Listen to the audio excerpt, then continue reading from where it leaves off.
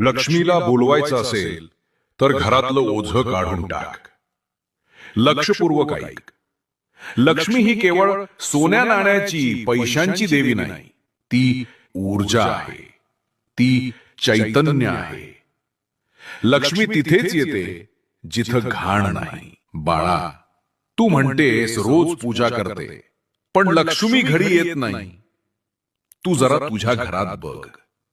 जुने कपडे, तुटलेल्या गोष्टी, नको असलेली कागद, सगळं साठवून ठेवलेले असणार. तेच अडथळे आहेत. कारण जिथं जुना कचरा असतो तिथं नवं काहीच येत नाही. ए बाळा, प्रत्येक आठवड्यात एकदा वेळ काढ. बघ, जे काही वापरत नाहीस ते बाहेर फेकून दे.